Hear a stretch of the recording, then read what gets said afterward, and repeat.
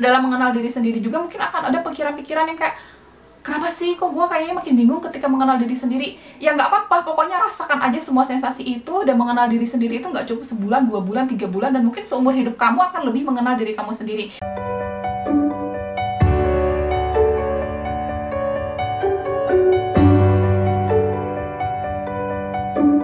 Hai guys, ketemu lagi di episode berbagi perspektif. Di episode kali ini aku bakal bahas terkait dengan mengenali diri sendiri.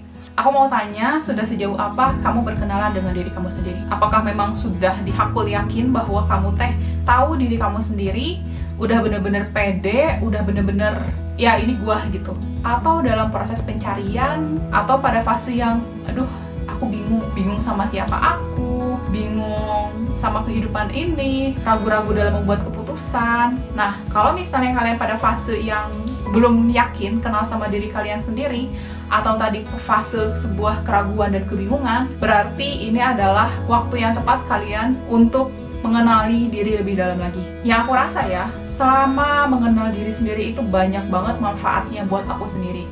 Semakin aku kenal sama diri aku sendiri, semakin aku pede sama diri aku sendiri. Semakin aku nggak perlu ngikutin kata orang, karena aku tahu pilihan yang aku ambil itu adalah sesuatu yang benar. Kemudian ketika aku kenal sama diri aku sendiri, aku juga semakin tahu tentang Tuhan aku gitu. Kamu pernah dengar kan suatu kalimat yang bilang gini, barang siapa yang mengenal dirinya, maka dia akan mengenal Tuhannya. Mengenal Tuhan ini tidak hanya dengan cara kita berritual ya gitu, karena ritual itu adalah sebuah anjuran dari sebuah agama bahwa oke, kamu harus sholat, harus puasa, harus zakat, dan lain sebagainya gitu. Sementara mengenal diri sendiri itu menurut aku adalah spiritual journey yang benar-benar kayak ke dalam gitu posisinya itu. Karena kan kita itu diberikan antara jiwa dan raga. Jiwa itu kan diisinya sama ruh gitu, makanya ketika kita meninggal itu ruh kita kan yang diambil gitu. Nah, ketika kita mengenal ruh kita itu akan mengenalkan kepada Tuhan itu, karena ruh itu menurut aku ya jembatan antara diri kita dengan Tuhan gitu. Aku mau berbagi tips gitu terkait dengan gimana sih cara untuk mengenal diri sendiri ini. Nih, yang pertama, tulis sebanyak-banyaknya tentang kelebihan, kekurangan, apa yang kamu suka, apa yang kamu nggak suka, kemudian ketakutan kamu sama ketertarikan kamu. List sebanyak-banyaknya, dan kamu bisa untuk kayak kelebihan dan kekurangan, kamu bisa ikutan sih kayak MBTI, kemudian jenis-jenis tes psikologi lainnya menghantarkan tentang siapa sih lu tuh gitu. Buat aku sendiri ya, ketika aku bisa mendeskripsikan, oh Dewi itu tipe yang kayak begini, orangnya seperti ini, itu tuh semakin yakin gitu, membuat aku, oh iya bener juga sih gitu. Contoh untuk kelebihan dan kekurangan, aku seorang Dewi Lestari, kelebihanku adalah aku bisa ngomong public speaking yang cukup oke, kemudian pikiranku kritis, aku juga mandiri, aku juga tegas, kemudian aku juga seorang yang punya leadership yang oke. Itu contoh ya untuk list kelebihan. Kemudian kekurangannya apa sih? Aku tuh suka perfeksionis. Kadang perfeksionis ini juga yang menuntut orang untuk bekerja sesuai dengan standarnya aku gitu. Otomatis ketika perfeksionis ini terlalu tinggi, membuat orang merasa terbebani. Kemudian aku juga ngomong kalau ngomong tuh nyablak gitu. Jadi buat beberapa orang yang kayak nggak sefrekuensi sama aku tuh suka menyakiti mereka gitu. Kemudian kekurangan apa sih? Ketakutanku apa sih? Gitu. Nah, itu bisa semakin banyak kamu list, itu akan semakin membuat kamu mengenal diri kamu sendiri. Ketika kamu tahu kelebihan, kekurangan, ketakutan, ketertarikan, apa yang kamu suka, apa yang kamu nggak suka, maka itu tuh akan membuat kamu tuh lebih clear untuk memilih jalan mana gitu untuk masa depan kamu yang lebih baik gitu.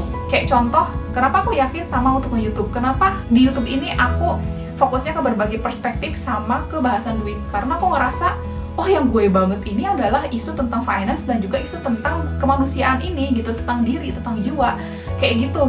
Nah, tapi kan proses sampai ke sana itu karena aku udah mengenal diriku sendiri gitu, dan udah tahu oh kelebihan gue ini, kekurangan gue ini, ketakutan gue ini, ketertarikan gue ini, ketidaksukaan ini, dan yang aku suka tuh adalah ini gitu. Dan itu tuh bakalan bantu banget buat kamu sendiri tadi menerjemahkan siapa diri kamu. Terus yang kedua, coba juga kamu bikin jurnal harian atau diary harian gitu. Tapi yang isinya itu lebih ke arah emosional kamu. Setiap hari itu kan kita akan dihadapkan dengan gua sedih, gua marah, gua kecewa, gua takut, gua bersemangat gitu. Setiap hari itu kan bisa jadi berbeda-beda setiap emosi itu. Kenapa sih kita perlu mengenali emosi ini? Karena dengan mengenali emosi itu juga kita itu akan tahu oh kecenderungan emosi kita apa sih, dan kita itu akan belajar untuk berdialog sama diri kita sendiri melalui tulisan. Contohnya gini, dulu pas waktu aku belum terbiasa dengan refleksi, kayak gimana ya berdialog dengan diri sendiri, aku juga pakai terapi tulisan gitu. Aku nulis tentang Hai Dewi, hari ini yang bikin kamu semangat itu ternyata ketemu teman lama gitu, dan ternyata dengan ngobrol banyak hal itu membuat kamu excited. Dan ada juga yang bikin aku marah gitu, ternyata aku mudah marah gitu ketika misalnya stafku bekerja tidak sesuai dengan apa yang aku ekspektasikan.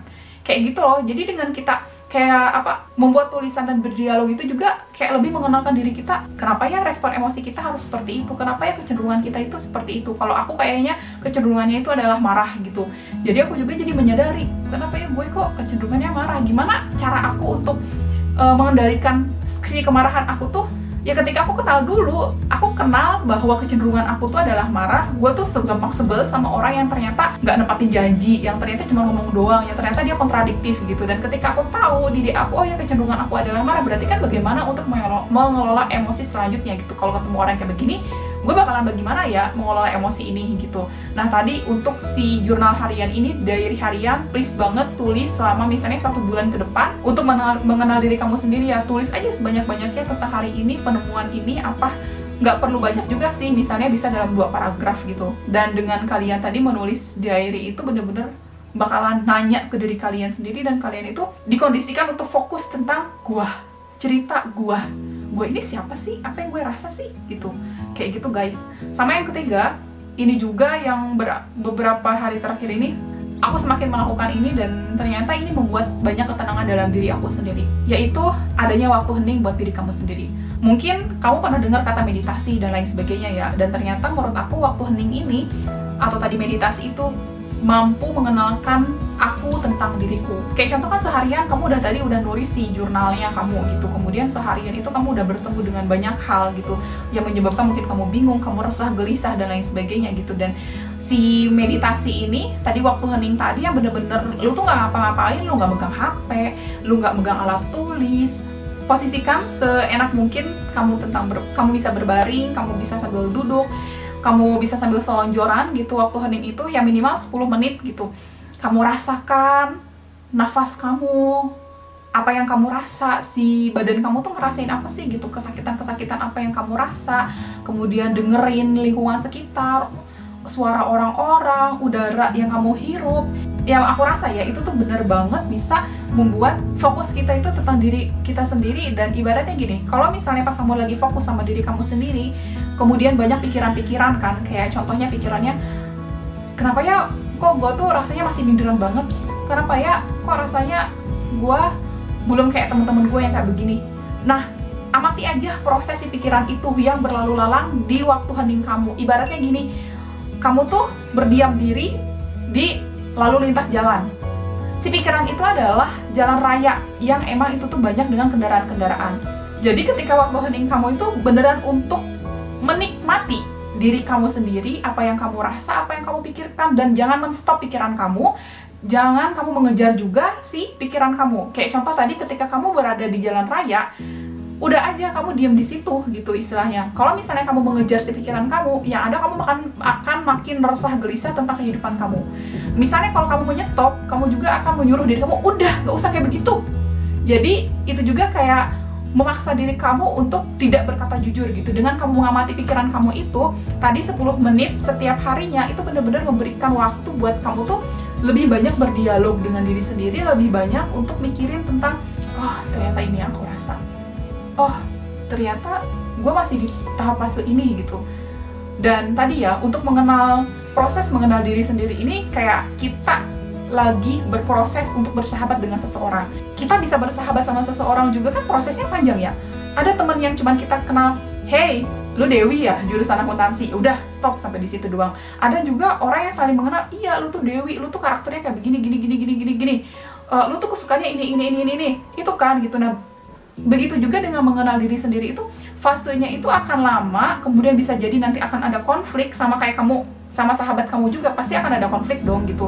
Kemudian dalam mengenal diri sendiri juga mungkin akan ada pikiran-pikiran yang kayak, kenapa sih kok gue kayaknya makin bingung ketika mengenal diri sendiri. Ya nggak apa-apa, pokoknya rasakan aja semua sensasi itu. Dan mengenal diri sendiri itu nggak cukup sebulan, 2 bulan, 3 bulan, dan mungkin seumur hidup kamu akan lebih mengenal diri kamu sendiri. Tapi tadi kan fasenya itu berbeda-beda gitu. Kalau kamu udah semakin bersahabat nih, udah gini pisan sama diri kamu sendiri tuh, ya tadi lu tuh bakalan yakin sama hidup lu sendiri gitu guys gitu. Jadi 3 cara tadi, dari mulai tulis sebanyak-banyaknya kelebihan, kekurangan, ketakutan, ketertarikan. Tulis sebanyak-banyaknya, kemudian juga kamu bikin diary harian, kemudian juga kamu adakan waktu hening selama 10 menit setiap harinya. Pokoknya lakukan itu dalam keseharian kamu dan coba rasakan sensasinya ketika kamu udah mengenal diri kamu sendiri gitu. Dan ketika udah mengenal diri kamu sendiri, kamu tuh akan ngerasa ya tadi, hidup itu lebih mudah untuk kamu jalani. Bingung, galau, stres dan lain sebagainya juga kamu bisa rasakan, dan setelah itu terjadi itu lebih mudah untuk mencari alternatifnya gitu. Karena kamu pernah dengar kan, ketika kamu sedang bermasalah, cari masalah itu ke dalam, bukan keluar. Kunci dari penyelesaian masalah itu kan diri kita sendiri gitu. Nah, kalau kamu nggak bisa menyelesaikan masalah kamu sendiri, berarti tandanya kamu belum mengenal diri kamu sendiri. So, lakukan cara yang aku share sekarang dan rasakan manfaatnya buat diri kamu sendiri ketika kamu sudah mulai mengenal diri kamu sendiri. Itu guys, segitu aja video aku kali ini. Semoga bermanfaat dan sampai berjumpa di video selanjutnya. See you guys, dadah!